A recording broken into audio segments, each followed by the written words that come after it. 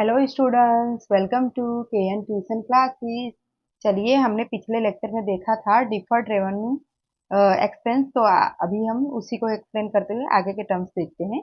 तो सबसे पहले यहाँ पे है 24 नंबर पे हम आए थे, डिफर्ड रेवेन्यू एक्सपेंस। तो इसका मतलब क्या होता है? Heavy expenditure incurred by the business to get the benefit from it for the following 2 or more year is called deferred revenue expense. मतलब कि क्या है कि जो हैवी एक्सपेंडिचर है, मतलब हैवी एक्सपेंडिचर का मतलब होता है जो भारी खर्चा होता है, वो बिजनेस के अंदर इंकर्ड होता है, बिजनेस के अंदर होता है। ठीक है, तो वो जो भारी खर्चा होता है बिजनेस के अंदर, वो उसका बेनिफिट मिलता है हमको 2 और 2 से अधिक वर्षों तक। मतलब जो भी हम एक बार खर्चा करते हैं बिजनेस में, हैवी एक्सपेंडिचर करते हैं, लेकिन उसका जो हमको बेनिफिट होता है हैवी एक्सपेंडिचर करने के बाद जो उसका बेनिफिट होता है, वो हमको 2 या 2 से अधिक वर्षों तक मिलता है। तो उसे बोलते हैं deferred revenue expense. This expense are also known as fictitious asset. इस टाइप के जो एक्सपेंस है, इस टाइप के जो खर्चे हैं, इसको फिक्टिशियस एसेट भी बोलते हैं। Issue cost of share and debenture, preliminary expense, share और डिवेंचर डिस्काउंट, ये सब उसके एग्जाम्पल है। कौन कौन से एग्जाम्पल हैं? फॉर एग्जाम्पल जैसे शेयर और डिवेंचर है, issue of share and debenture, फिर प्रीलिमरी एक्सपेंस। ये सब एक प्रीलिमरी एक्सपेंस एक ही बार करना पड़ता है खर्चा, लेकिन इसका बेनिफिट कंपनी को बहुत टाइम तक मिलता है। ये 2 या 2 से अधिक वर्षों तक इसका बेनिफिट कंपनी को मिलता है। और डिवेंचर डिस्काउंट, ये सब है। बराबर। तो our illustrations of deferred revenue expense example हम देख लेते हैं। जैसे एग्जाम्पल यहाँ पे deferred revenue expense example, company spent of ₹5 lakhs on TV advertisement whose benefits will last for 3 years. This is deferred revenue expense। देखो, कंपनी ने क्या किया? खर्चा किया, एक्सपेंड किया, मतलब खर्चा किया 5 लाख का। किसमें? 5 लाख का खर्चा उसमें टीवी एडवर्टाइजमेंट में किया। ठीक है, और उसका बेनिफिट कंपनी को लास्ट 3 ईयर तक उसका बेनिफिट कंपनी को मिलता रहेगा। ठीक है, तो ये हैवी खर्चा किया, बट उसका बेनिफिट कंपनी को लॉन्ग टाइम तक मिलेगा। तो इसे बोलते हैं deferred revenue expense. Okay, next term पे देखते हैं। नेक्स्ट टर्म है एक्सपेंस। ओके, सो एक्सपेंस क्या है? If the benefits of the amount spent is available to the business for the accounting year, normally 1 year वॉलनी। ओके, तो यहाँ पे स्टूडेंट्स क्या बोला है कि एक्सपेंस के किसे कहते हैं? देखो, if the benefit of the amount spent is available of the business for the accounting year, normally 1 year only. 1 year के अंदर बिजनेस जो बेनिफिट पाने के लिए जो खर्चा करती है, ठीक है, उसे बोलते हैं एक्सपेंस। जो खर्चा करती है वो एक्सपेंस होता है। Then it is known as expense और रेवेन्यू एक्सपेंस। तो इसको क्या बोलते हैं? एक्सपेंस भी बोलते हैं और रेवेन्यू एक्सपेंस भी बोलते हैं। फॉर एग्जाम्पल जैसे सैलरी एक्सपेंस है, वेजिस एक्सपेंस है, ब्रोकेज एक्सपेंस है, कमीशन एक्सपेंस है, डिस्काउंट एक्सपेंस है, एक्सेट्रा। ये सब कंपनी खर्चा करती है। कंपनी सैलरी देती है, कंपनी वेजेस भाड़ा देती है, ब्रोकेज का एक्सपेंस होता है, कमीशन देती है, डिस्काउंट देती है। तो इन सब का खर्चा कंपनी करती रहती है, और उसका बेनिफिट उसको 1 ईयर के अंदर मिलता है। तो उसे बोलते हैं एक्सपेंस। ओके, हम एग्जाम्पल देख लेते हैं। फॉर एग्जाम्पल यहाँ पे लिखा हुआ है, January month salary of ₹15,000, its benefits is received only in that month year, it is an expense। अब देखो, कंपनी क्या करती है? कंपनी मतलब सैलरी प्रोवाइड करती है एम्प्लॉयमेंट के। तो मान लो कि उसने जनवरी महीने में 15,000 सैलरी दिया किसी को, तो उसका बेनिफिट उसी मंथ या उसी ईयर में कंपनी को मिलेगा। ठीक है, उसका मतलब उसका जो बेनिफिट है कंपनी को उसी मंथ या उसे मिलेगा। कंपनी जब एम्प्लॉय को सैलरी दे रही है तो उससे काम भी लेती है, तो मतलब कंपनी को जो फायदा हुआ उसी मंथ या ईयर में, तो वो कंपनी के लिए एक्सपेंस कहलाएगी जो सैलरी है। ठीक है, नेक्स्ट देखते हैं। ओके, सो नेक्स्ट यहाँ पे दिया गया है रेवेन्यू। रेवेन्यू क्या है? Revenue is recognise when the goods और service are sold to the customer. Okay, it credit sales also. देखो, revenue recognise when the goods और service are sold to the customer. Customer को जब हम goods या service provide करते हैं, customer को जब हम गुड्स बेचते हैं या सर्विस प्रोवाइड करते हैं, और वो भी क्रेडिट सेल्स, मतलब उधार पे हम उसको सामान बेचते हैं। कस्टमर को बिजनेस हो कोई, या फिर कोई भी बिजनेस हो, वो अपने कस्टमर को सर्विस या गुड्स उधार पर सेल करे। ठीक है, उधार पे बेचे। Though the amount is yet to be received, उसके बाद में वो अमाउंट उसको मिलती है। बराबर, it is recognise as revenue. तो वो जो उसको मतलब वो जो क्रेडिट पे भले उसने सेल किया लेकिन उसको अमाउंट जो मिलती है उसको रेवेन्यू कहते हैं। Beside other income, interest, rent, commission, dividend received for the respective period and even outstanding are included in revenue. इसके अलावा रेवेन्यू में क्या क्या आता है, जैसे इनकम इंटरेस्ट है, बराबर, इनकम के ऊपर इंटरेस्ट मिले, रेंट मिले, कमीशन मिले, डिविडेंड मिले कंपनी या सामने वाले बंदे को, मतलब कंपनी को मिले, ओके। तो एक रिस्पेक्टिव पीरियड के अंदर जो उसको income, interest, commission, interest, rent मिलता है, बराबर, और आउटस्टैंडिंग अमाउंट मिले, तो ये सब रेवेन्यू के अंदर इंक्लूडेड होते हैं। एग्जाम्पल के थ्रू समझते हैं। फॉर एग्जाम्पल यहाँ पे दिया गया है रेवेन्यू का, goods sold in shop of ₹50,000, this is revenue. अब देखो, गुड्स कंपनी ने क्या किया, सोल्ड किया, कंपनी ने गुड्स को बेचा 50,000 रुपए में, तो वो जो 50,000 में बेचा ये कंपनी के लिए क्या है, रेवेन्यू है। Interest received from the bank of ₹2,000, this is also revenue.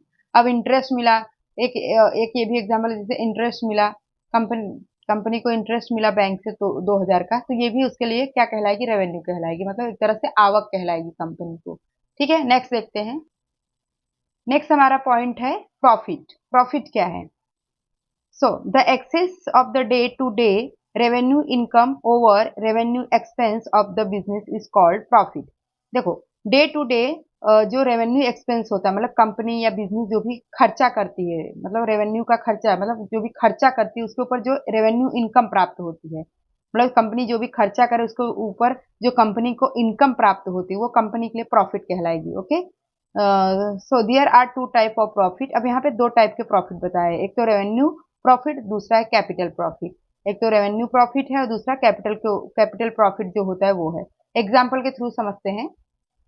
For example यहाँ पे लिखा है, जैसे सेल्स किया कंपनी ने 1 लाख का, ठीक है, जैसे कोई भी प्रोडक्ट बनाया कंपनी, मतलब कोई भी प्रोडक्ट है, उस प्रोडक्ट को कंपनी ने 1 लाख में सेल किया, और उसमें उस प्रोडक्ट को बनाने में 70,000 का खर्चा लगा, 70,000 का खर्चा लगा।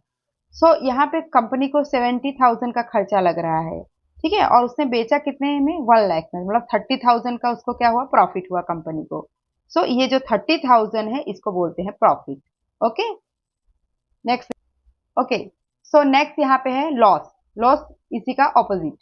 The excess of the day to day revenue expense over revenue income of the business is called loss. अब डे टू डे जो बिजनेस है उसकी इनकम से ज्यादा उसकी एक्सपेंस हो, इनकम कम हो, एक्सपेंस ज्यादा हो, मतलब इनकम आवक कम हो और खर्चा ज्यादा हो कंपनी का, तो वो कंपनी के लिए लॉस कहलाएगी। ठीक है, और यहाँ पे कितने टाइप के लॉस बताए हैं, दो टाइप के लॉस हैं। सबसे पहला है रेवेन्यू लॉस और दूसरा कैपिटल लॉस। तो एग्जाम्पल के थ्रू समझते हैं। फॉर एग्जाम्पल यहाँ पे लॉस का है, जैसे सेल्स हुआ 50,000 का, जैसे कोई भी प्रोडक्ट कंपनी ने बनाया, वो प्रोडक्ट प्रोडक्ट को उसने 50,000 में बेच दिया, लेकिन एक्सपेंस उसमें कितना लगा है, 80,000। ठीक है, 80,000 का एक्सपेंस है, मतलब 80,000 उसने खर्चा किया और बेचा सिर्फ उसने 50,000 में, मतलब उसको लॉस हुआ 30,000 का। तो यहाँ पे एक्सपेंस ज्यादा है इनकम से। Okay, expense greater than income, so it is loss. Okay, next देखते हैं। ओके, सो यहाँ पे स्टॉक का बताया है। नेक्स्ट हमारा पॉइंट है stock. Goods purchase by businessman for trading purpose, goods remain unsold from that. अब गुड्स क्या किया, बिजनेसमैन ने गुड्स परचेज किया, बहुत सारा गुड्स उसने परचेज किया, ठीक है, और कौन से पर्पस से, ट्रेडिंग पर्पस से, यानी व्यापार करने के पर्पस से, ठीक है, उसने गुड्स खरीदा। अब इसमें से जो गुड्स अनसोल्ड है, ठीक है, जो गुड्स अनसोल्ड है, are goods is called as stock. जो बचे, मतलब जो बेचे नहीं है कंपनी ने, ठीक है, गुड्स खरीदा कंपनी ने, उसमें से जो बच गए, जो कंपनी ने यूज नहीं किया, जो बचा हुआ है, उसे स्टॉक कहेंगे। In brief, stock means surplus of the goods from purchase. इसका मतलब यही है कि जो परचेज किया है उसमें से जो बच गया है, जो बिका नहीं है, वो कहलाएगा stock. Closing stock is current asset. जो क्लोजिंग स्टॉक होता है, यानी लास्ट का बचा हुआ जो क्लोजिंग स्टॉक होता है, वो करंट एसेट्स कहलाता है। एग्जाम्पल के थ्रू समझते हैं।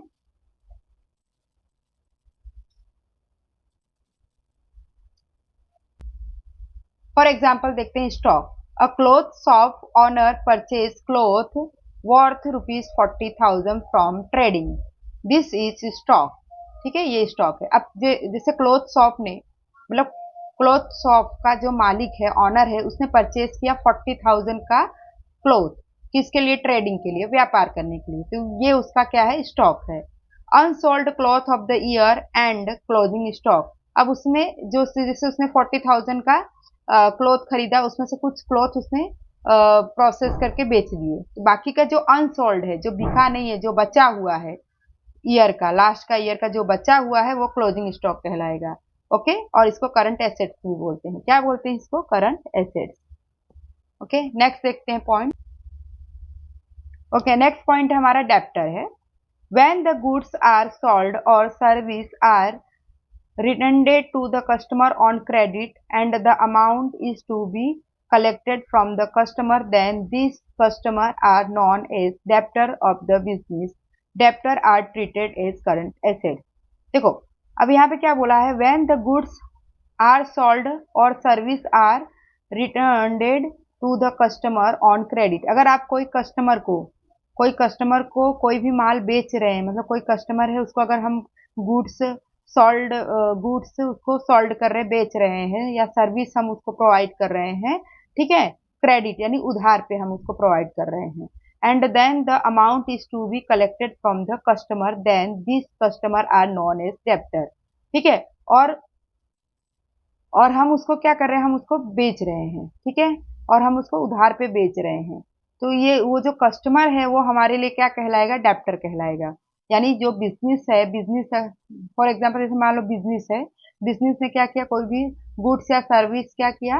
प्रोवाइड किया, क्रेडिट में बेचा, कोई भी गुड्स और सर्विस को बिजनेस ने बेचा, उधार बेचा, ठीक है। तो जो सामने वाले बंदा है, मतलब जो सामने वाला जो कस्टमर है, वो उसको तो पैसे देने पड़ेंगे, तो सामने वाला कस्टमर क्या कहलाएगा? डेप्टर कहलाएगा। ठीक है, so debtor are treated as current assets. तो इसलिए डेप्टर बिजनेस के लिए क्या है? करंट एसेट्स है। ठीक है, एग्जाम्पल के थ्रू देखते हैं।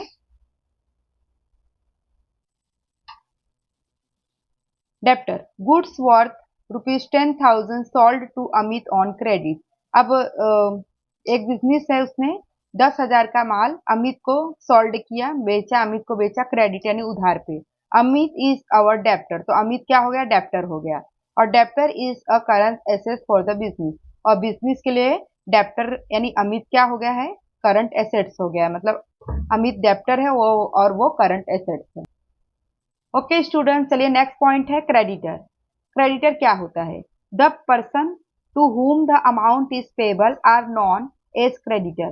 वो पर्सन जिसको हम अमाउंट हमको पेबल करना है, यानी बिजनेस को मान लो कोई बिजनेस है, उसको किसी पर्सन को देना है, मतलब बिजनेस को देना है, ठीक है, तो बिजनेस क्या कहलाएगा? क्रेडिटर कहलाएगा।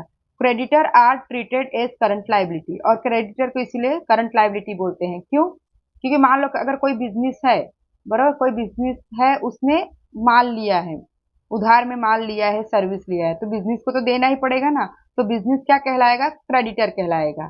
ठीक है, और बिजनेस को देना है, तो बिजनेस के लिए वो क्या है? लायबिलिटी है। ठीक है, इसीलिए ये जो क्रेडिटर है, वो करंट लायबिलिटी में आएगा। एग्जाम्पल के थ्रू समझते हैं। ओके, सो यहाँ पे एग्जाम्पल है creditor. We purchase goods worth ₹15,000 on credit from the Suresh. अब यहाँ पे वी परचेज यानी हमने माल खरीदा है, यानी समझ लो कि कोई बिजनेस ने सुरेश से कितना? 15,000 का माल खरीदा, या तो हमने सुरेश से 15,000 का माल खरीदा, तो हमको तो सुरेश को देना पड़ेगा ना, तो सुरेश इज अवर क्रेडिटर, तो सुरेश हमारा क्या कहलाएगा? क्रेडिटर कहलाएगा। ठीक है, और creditor is a current liability, तो क्रेडिटर बिजनेस के लिए क्या है? करंट लायबिलिटी है। ओके, नेक्स्ट देखते हैं। ओके, तो यहाँ पे स्टूडेंट आप समझ गए कि जैसे मान लो we purchase goods worth ₹15,000 on credit from Suresh. ठीक है, सुरेश इज अवर क्रेडिटर, बराबर, हमने परचेज किया गुड्स 15,000 का सुरेश से, यानी हमको सुरेश को देना पड़ेगा, तो सुरेश हमारा क्या कहलाएगा? क्रेडिटर कहलाएगा। ठीक है, creditor is a current liability, तो ये जो क्रेडिटर होता है वो बिजनेस के लिए क्या है? करंट लाइबिलिटी है। ठीक है, क्योंकि बिजनेस को पे करना पड़ेगा, बिजनेस ने किसी से पैसे लिए हैं, तो बिजनेस को पे करना पड़ेगा, इसलिए बिजनेस के लिए वो करंट लायबिलिटी है। ओके, नेक्स्ट देखते हैं। ओके स्टूडेंट्स, सो नेक्स्ट देखते हैं कॉस्ट। कॉस्ट क्या होता है? टू प्रोड्यूस एनी प्रोडक्ट और to provide any service, whatever expense are required. The sum of this expense is cost. ठीक है, हम कोई भी प्रोडक्ट को प्रोड्यूस कर रहे हैं, ठीक है, या फिर कोई सर्विस प्रोवाइड कर रहे हैं, उसमें जो भी खर्चा आता है, whatever expense are required, जो भी खर्चा होता है, जो भी खर्चे की रिक्वायर्ड होती है, जरूरत होती है, उन सब का सम्स यानी उन सारे खर्चों का प्लस होता है कॉस्ट। यानी सारे खर्चों को हम जब ऐड कर देंगे, सम्स कर देंगे, तो वो कहलाएगा कॉस्ट। ओके, सो यहाँ पे क्या लिखा है? Generally in cost raw material cost, labour cost and other cost are included. तो इन कॉस्ट के अंदर क्या क्या इंक्लूडेड होता है? जैसे रॉ मटेरियल खरीदा उसका कॉस्ट, फिर लेबर को दिया उसका कॉस्ट, फिर अदर इसके अलावा भी जो छोटे मोटे कॉस्टिस होते रहते हैं, कॉस्ट यानी वो सारा इसके अंदर इंक्लूडेड है। एग्जाम्पल के थ्रू समझते हैं।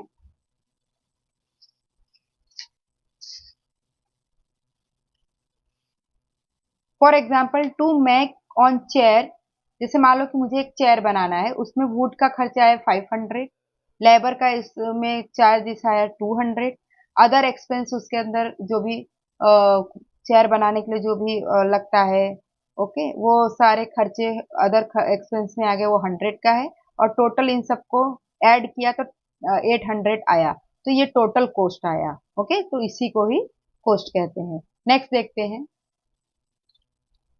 सो नेक्स्ट यहाँ पे है डिस्काउंट किसे कहते हैं? At the time of purchase और sale of goods when a specific rate or return is allowed in quarter's price of the business or less amount is received then the amount is shown in the bill। इसका मतलब ये